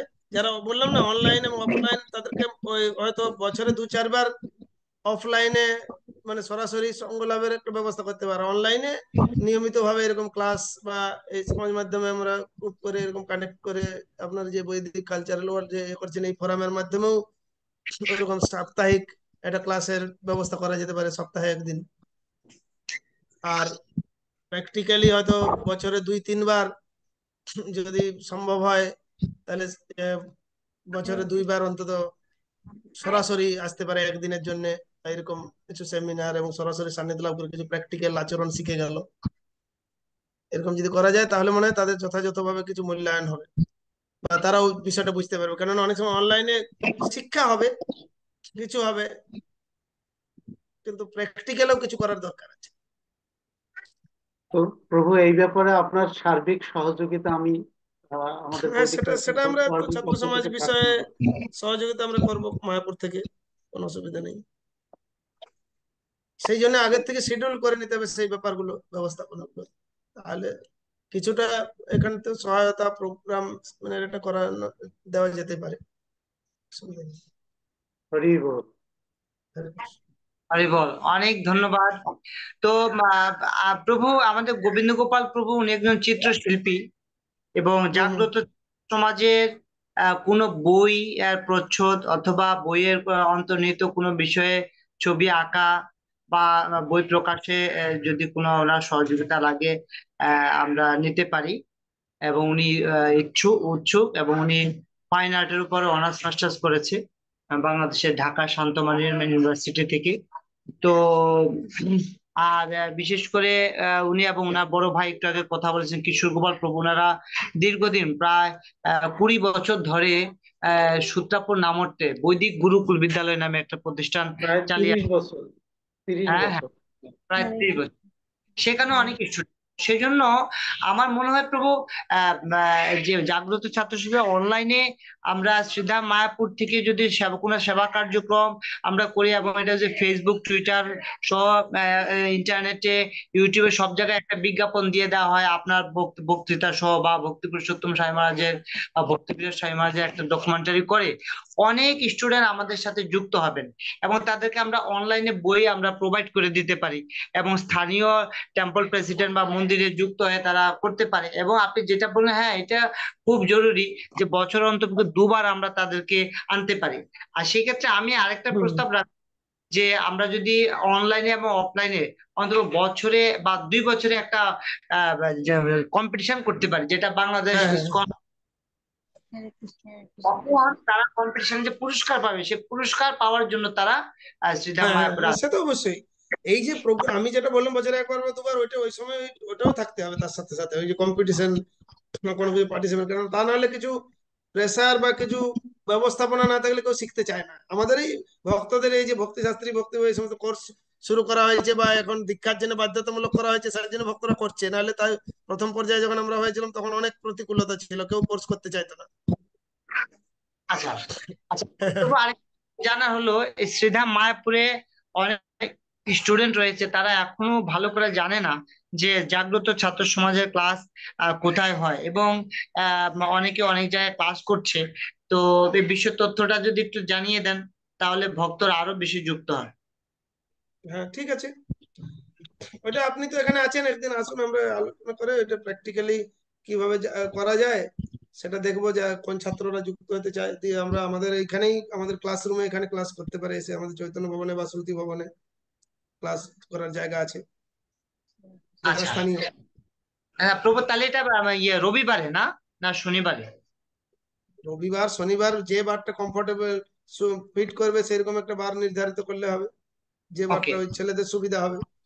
আচ্ছা। আর প্রভু, যে যা আপনি গ্রন্থগুলো বললেন, যে গ্রন্থগুলোর নামগুলো যদি আর একটু বলেন। আমরা তো বিশেষ করে জাগ্রত চেতনা এই গ্রন্থটাই আগ থেকে পেয়ে আসছি, তার দুটো পার্ট গীতা শ্লোক এবং প্রশ্নোত্তর। আর সেই সাথে বর্তমানে প্রকাশিত হয়েছে এরকম আর কি গ্রন্থ, সেগুলো যদি আমরা ভক্তদের। ওই যে আদর্শ ধর্ম শিক্ষা আছে, আর জীবনের প্রস্তুতি আছে একটা গ্রন্থ।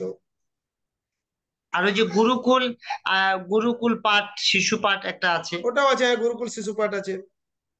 হ্যাঁ, এটাই। তো ঠিক আছে প্রভু, আমরা তাহলে সেভাবে প্রস্তুতি নেব। আর আমাদের মাঝে যারা আছেন তাদের যদি আর কারো কোনো জিজ্ঞাসা থাকে আমাদের সাথে যুক্ত হওয়ার কথা। প্রফেসর ডাক্তার বিজয়েশ প্রভু, প্রভু কি আছেন কিনা আমি জানি না। লক্ষ্মী মাতাজি হাত তুলেছেন, ওনাকে একটু সুযোগ দেওয়া হয়। লক্ষ্মী মাতাজি। হরে কৃষ্ণ প্রভু, ধন্যবাদ, প্রণাম আপনার শ্রীচরণে। হরে কৃষ্ণ প্রভু, বলছি আমার একটা জিজ্ঞাসা ছিল যে আমরা যেখানে থাকি বা বসবাস করি ওই জায়গায় ভক্ত সঙ্গ করার সুযোগটা আমরা কম পাচ্ছি, বা পাওয়া যায় ঠিকই মাঝে মধ্যে, ধরো মাসে একবার বা 15 দিন ছাড়া। সেক্ষেত্রে আমি আমার সন্তানকে কিভাবে আরো ভক্তি পথে অগ্রসর করাতে পারি, বা একটু আপনি পরামর্শ দেন, একটু ভালো ভালো হবে। কোথায় থাকেন? আমি আসামে থাকি প্রভু, ডিব্রুগড় থাকি। ডিব্রুগড়ের থেকে 2 ঘন্টা রাস্তা, মানে দূরে থাকি। ও, নাহলে তো ডিব্রুগড়ের মন্দিরে তো আমি একবার ডিব্রুগড় মন্দিরে 15-20 দিন ছিলাম, গিয়ে ওখানে ওই ভক্তি শাস্ত্রী কোর্স করাতে গিয়েছিলাম ওখানে ভক্তদের। আপনাকে দেখেছি, ওইখানে আমি ছোটবেলায় ওইখানেই থাকি। তো বিবাহ করার পরে আমি আমার যে এখন যেখানে আছি ওইখানে আমি থাকি। ও আচ্ছা আচ্ছা। তো এখন দেখতে হবে এই ক্ষেত্রে ওইভাবে যেটা আমাদের অনলাইনে এটা যুক্ত থাকা যায়, আর দ্বিতীয়ত ভক্তদের সঙ্গে ওখানের কোনো ভক্ত গোষ্ঠী হয়েছে কিনা সেটা বিষয়টা দেখতে হবে, জানতে হবে। হরে না কৃষ্ণ। প্রভু, যে আমাদের যে অমৃত কেশব প্রভু আছে ডিব্রুগড়ে, উনি হ্যাঁ, ওনার অমৃত কেশব প্রভু, হ্যাঁ। ওনার তত্ত্বাবধানে আমরা ক্লাস করছি। উনি আমাদের ডিব্রুগড় থেকে মাসে একবার বা 15 দিন করে ভক্তবৃন্দ নিয়ে এখানে ক্লাসের ব্যবস্থা করেছেন, ক্লাস হচ্ছে। ভালো, তাহলে তো একটা সঙ্গ রয়েছে, ওটা ভালো। ওখানে ওই উনারা তখন ভক্তি শাস্ত্রী কোর্স করেছিলেন, আমি যখন করাতে গিয়েছিলাম ডিব্রুগড়ে, কেশব প্রভু। আর উম, ঠিক আছে, তাহলে তো আপনারা একটা ভক্ত সান্নিধ্য পাচ্ছেন, আর নিজেরা এইভাবে অনলাইনে ক্লাসে যুক্ত থাকার মাধ্যমে আর অন্য ভক্তদের থেকে অনেক কিছু বিষয় জানতে পারবেন। ভালো। আচ্ছা, আমি প্রভু, আমার আরেকটু জানার ছিল যে হুম। আমরা শ্রীমদ্ ভক্তি পুরুষোত্তম স্বামী মহারাজকে গত 25 বছর যাবত দেখছি যে উনি, এবং আগে বেণুধারী প্রভু ছিল, এখন ভক্তি বিজয় স্বামী মহারাজ, অনঙ্গ মোহন প্রভু, আপনারা এত সুন্দর জাগ্রত ছাত্র সমাজের প্রচার কার্যক্রম চালিয়ে আসেন। তো আমরা মহারাজের সান্নিধ্য কিভাবে আরো পেতে পারি, বা এই ব্যাপারে মহারাজের কি ইনস্ট্রাকশন, যে কিভাবে জাগ্রত ছাত্র সমাজ আরো ঠিক আছে, বেশি আপনি এই মহারাজ যখন আসবেন একবার দেখা করে কথা বলবো ভালো করে, কারণ মহারাজ তো এখন বেশি ওই ট্রাইবেল প্রিচিং নিয়েই বেশি এনগেজ থাকেন বাইরে। হ্যাঁ, মানে ম্যাক্সিমাম টাইমটা আগে এই ব্যাপারগুলোতে থাকতেন প্রায়শই, কিন্তু এখন বেশিরভাগ উনি একটু ট্রাইবেল এরিয়াতে বেশি জোর দিয়েছেন, সবাইকে নিয়ে তাদেরকে গাইড করতে, নিজেও যান এরকম ভাবে, যে এই জিনিসটাকে আরো ব্যাপকভাবে এস্টাবলিশ করার জন্য ট্রাইবেল এরিয়াতে, মানে ট্রাইবেল কেয়ার যে প্রচার হচ্ছে না, এইটাই এখন ওতপ্রোত ভাবে খুব যুক্ত হয়ে আছেন মহারাজ। হ্যাঁ, আচ্ছা আচ্ছা। তো তো তারপরেও মাঝে মধ্যে মায়াপুর আসেন, এবারে যেরকম আমরা ছাত্র সম্মেলন করলাম তখন মহারাজ 4-5 দিন ছিলেন এখানে। তো তারপর তো আপনি এখানে সর্বেসর্বা হিসাবে গাইড দিচ্ছেন, তো আপনার কাছে আমরা বৈদিক কালচার ওয়ার্ল্ড ভার্চুয়াল প্রোগ্রামের পক্ষ থেকে একটা বিশেষ প্রস্তাবনা রাখছি। আমাদের এইখানে সঙ্গীত শিল্পী, নৃত্য শিল্পী, আবৃত্তি শিল্পী, চিত্রশিল্পী রয়েছে, যারা ওয়েল এডুকেটেড এবং অনার্স মাস্টার্স করা। তো হুম। যদি আমাদেরকে নির্দেশ করেন, আমরা তাদেরকে অনলাইনে বা অফলাইনে এই পারমার্থিক শিক্ষার সাথে বৈষ্ণবীয় ভজন, বৈষ্ণবীয় আবৃত্তি, বৈষ্ণবীয় চিত্রাঙ্কন, বৈদিক নৃত্য প্রশিক্ষণের আমরা ব্যবস্থা করতে পারি। ঠিক আছে, এটা সুনির্দিষ্ট একটু প্ল্যান করতে হবে, তখন কিভাবে করা যায়, হবে, করা যাবে, কোনো অসুবিধা নেই। আমরা অনেক ধন্যবাদ। জায়গা provide করতে- ঠিক আছে প্রভু, তাহলে আজ এই পর্যন্তই, পরে আবার হরে কৃষ্ণ আমরা প্রভু, আমার একটা প্রশ্ন ছিল। আর কি প্রশ্ন বলুন। বলছি মাতাজিরা তো পঞ্চাঙ্গে প্রণাম করে, আর হ্যাঁ, প্রভুরা দণ্ডবাদ প্রণাম করে, তাহলে বলার সময় কেন দণ্ডবাদ প্রণাম বলে মাতাজিরা? বলার দরকার নেই, শুধু প্রণাম বলবেন। এটা বলে আমি কিছু ভুল বলে, আমি ঘটনাবশত ঘটনাচক্রে মানে ট্রেডিশনালি বলা হয়ে আসছে, তো যেরকম সবাই হ্যাঁ দণ্ডবোধ করছে না কিন্তু মুখে দণ্ডবোধ বলছে। হ্যাঁ অ্যাকচুয়ালি সেটাই দণ্ডবোধ তো। কথাটার অর্থ হচ্ছে সর্বাঙ্গীন হ্যাঁ, ভাবে এবার ষষ্ঠাঙ্গ দণ্ডের মতন করে প্রণাম যাওয়া, করা, হ্যাঁ, দণ্ডের ন্যায়। কিন্তু দণ্ডের মতন করে যাওয়া। হ্যাঁ, এমনি সশ্রুত প্রণাম বলা যেতে পারে। আমি তো বলা চেনা হয় জানা, কিছুটা, আমরা অনেক সময় কিছু ভুল বলি না, পর্যায়ক্রমিক ভুল বলা হয়ে থাকে। না আমি কিন্তু চেনা জানা অ্যাকচুয়ালি এই যে ফোনে আরে বারণ করি। দণ্ডবোধ প্রণাম বলার কোনো বিশেষ একটা অর্থ হয় না, এমনি বলা হয় ঠিকই, কিন্তু আমরা কি হ্যাঁ, সেটা দণ্ডবোধ করি, দণ্ডবোধ শুধু প্রণাম? প্রণাম বললেই তো হয়, তাই না? বা আমি সশ্রদ্ধ সেটাই প্রণাম, অনেকটা চেনা জানা যারা তাদের বলি, কিন্তু বেশিরভাগ মানুষ দণ্ডবাদ প্রণাম ওটা বলে। বলতে বলতে একটা সময় অভ্যাস হয়ে গেছে, যারা অনেক অভ্যাস সময় হয়ে সিনিয়র গেছে, জুনিয়র হ্যাঁ। সবাই বলেন কম বেশি, মানে সেই এটা জন্য বলা একটা অভ্যাসে সেই দাঁড়িয়ে গেছে জন্য কিছু। প্রশ্নটা তুললাম যাতে এখন কি সবাই করা যাবে, শুনে। মানসিক ভাবে হয়তো সে দণ্ডবোধ করছে, সরাসরি আর করতে না পারলেও। কমেন্ট করেছে আমাকে যে আত্মা তো পুরুষ মহিলা কেউ না, তাই জন্য এটা তো যুক্তি নয় না। সেটা তো একটা, সবাই সবকিছু এখন যুক্তি, অনেক কিছু শিখে গেছে না, বিশেষ করে ইসকন ভক্তরা, মানে এরকম যুক্তি দিয়ে কোনোভাবে বুঝিয়ে দেবে। বেশি থেকে গেছে। কিন্তু কোনো না কোনো ভাবে বুঝিয়ে দেওয়াটা আমাদের উদ্দেশ্য নয়, আমাদের হ্যাঁ, শাস্ত্রে বিধান আছে, যেহেতু এটা শাস্ত্রের দিক নির্দেশনা, সেটা আমরা হ্যাঁ, অনুসরণ করি। তাই তাই শাস্ত্রে তো। কিছু বিধি বিধান আছে, যেরকম পদ্মপুরাণ থেকে হরিভক্তি বিলাস অনুসারে আমরা জানি যে কিভাবে ভগবান প্রণাম কৃষ্ণ করতে বা হয়। বিষ্ণু, এই ভগবত বিষ্ণু তত্ত্ব, তাদেরকে এই বাম দিকে রেখে প্রণাম করতে হয়, হ্যাঁ, দেবতাদেরকে ডান দিকে রেখে প্রণাম করতে হয়, গুরুদেবকে গুরুদেবকে বা পূজা বৈষ্ণবকে করতে সরাসরি হয়। প্রণাম করতে হয়। এরকম কিছু বিধান আছে, কিন্তু আবার স্থানকাল পরিস্থিতি কিছুটা ব্যতিক্রম হয়ে যায়, সেটা আলাদা ব্যাপার। কিন্তু এরকম কিছু শাস্ত্রের নির্দেশনা আছে, সেগুলো অনুসরণ করে এই ট্রেডিশনটা গড়ে উঠেছে, কাকে বলতে কিভাবে বলতে কেমন ঠিক ভাবে আছে। প্রণাম করতে হয়। হ্যাঁ, হ্যাঁ, ঠিক আছে। হরে কৃষ্ণ প্রভু, একদিনকে হ্যাঁ, আমাদের এই গৃহে কবে পাঠ করবেন সেটা দিনক্ষণ বলেন। ঠিক আছে, ঠিক আছে। হরে আচ্ছা, কৃষ্ণ। আমি আমি নাম্বার দিয়ে দেবো, আপনি তখন কন্ট্যাক্ট করে নিন। আমরা থাকবো আচ্ছা, সাথে, আমরাও প্রসাদ পাবো। সবাই ঠিক আছে। থাকবে। ঠিক আছে। হরে আচ্ছা, আমাদের কৃষ্ণ। সুপর্ণা নাথ মাতাজি আছেন কি? সুপর্ণা নাথ মাতাজি, মাতাজির বোধহয় কিছু জিজ্ঞাসা ছিল। সুপর্ণা নাথ। আচ্ছা, আর প্রভু আমাদের সাথে কিছু শিশুরা আছে, আপনি কি দুই একজন শিশু থেকে কিছু শ্রবণ করতে চান? তাদের একটু আশীর্বাদ করতে পারেন? আজকে আর টাইম নেই, আজকে ওকে, সময় অতিক্রান্ত হয়ে গেছে, এর পরবর্তী ক্লাসের সময় হবে। আগে বললে তাহলে আগে থেকে করতে হতো। ঠিক আছে। হরে কৃষ্ণ।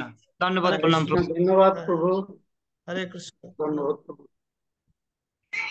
শ্রীপাদ আনন্দ বর্ধন দাস ব্রহ্মচারী প্রভু কি জয়। জয় প্রতিষ্ঠাতা আচার্য শিল প্রভুপাদ কি জয়। কি যায়। জয়। শিক্ষা সমাজ কি জয়। আনন্দগুড়ি কি জয়। হরে কৃষ্ণ। আমাদের মাঝে বিজয়ানন্দ দাস প্রভু আছেন। বিজয়ানন্দ দাস প্রভু। হ্যাঁ, বিজয়ানন্দ প্রভু শুনতে পাচ্ছেন?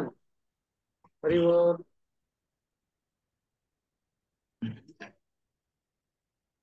আচ্ছা, মনস্বী প্রভু বা সরবুজ প্রভু আজকে আমাদের সাথে নতুন কারা যুক্ত হলো, ওনাদের সাথে আমরা একটু পরিচয় হতে পারি, কে কোথা থেকে যুক্ত হলো বা ওনাদের কেমন লাগছে, আমাদের প্রোগ্রাম সম্পর্কে কারো কোনো পরামর্শ আছে কিনা?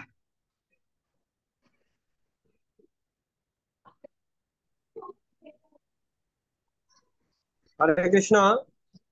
তাই আজকে আমাদের এই অনুষ্ঠানে বিষ্ণুপদ প্রভু যোগদান করেছিলেন, উনি পরে বের হয়ে গেছেন, এখন নেই খুঁজলাম। আর বনশ্রী মাধবও যোগদান করেছিল, কিন্তু ওর গানের টিচার আসায় ওরা আবার একটু লিভ নিয়ে গেছে। আর নতুন করে আমি কয়েকজনকে ফোন দিয়েছিলাম, এর মধ্যে বিষ্ণুপদ প্রভু জয়েন করছেন, আর সুশান্ত প্রভু জয়েন করার কথা ছিল, আর হলো শশীপুত্র প্রভু জয়েন করার কথা ছিল, ওনা হয়তো বা যোগদান করছে না, পারে আর কি। হরে কৃষ্ণ। আমাদের নতুন আর কারো পরিচিতি থাকলে আপনারা বলতে পারেন। হরে কৃষ্ণ। আচ্ছা, প্রভু আপনার যে গানের টিচার অনুপম প্রভু, উনি যদি আমাদের এখানে কীর্তন করতে পারে, আপনি একটা প্রস্তাব রাখেন, যদি উনি আমাদের সাথে কথা বলতে চায় বলতে পারে, তবে আমরা চাই উনি একজন কীর্তন করুন। ঠিক আছে, তাহলে আমি তাকে বলবো একদিন, আমি প্রস্তাব দেবো বা আপনাকে জানিয়ে দেবো কি ওনার অভিপ্রায়। অবশ্যই করবেন। হরে কৃষ্ণ। সরবুজ প্রভু হরে কৃষ্ণ। আম, আচ্ছা, আমাদের প্রেমপদ্মিনী মাতাজি জয়েন করার কথা ছিল, প্রেমপদ্মিনী মাতাজি কি আছে? প্রভুকে দেখতে পাচ্ছেন না? প্রেমপদ্মিনী মাতাজি, প্রেমপদ্মিনী মাতাজি আছেন? না না, নেই নেই। আচ্ছা, আমাদের মঙ্গলা মোদক প্রভু আছেন, দেখুন। মঙ্গলা মোদক আর চম্পক বৃন্দা, চম্পক বর্ণা মাতাজি। চিত্রা গোপী দেবী, চম্পক বর্ণা মাতাজি আছেন নতুন। আর সুচিত্রা চম্পক মাতাজিতে কথা বললেনই। আপনি শুনতে পাচ্ছেন? আশিস কুমার প্রভু আছেন,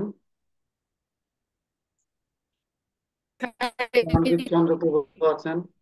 চম্পক বর্ণা মাতাজি কিছু বলতে চাচ্ছে। মাতাজি বলুন।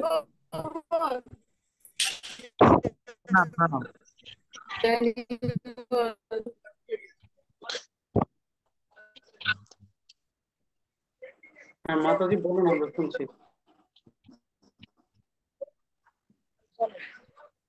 হ্যাঁ প্রভু, আমি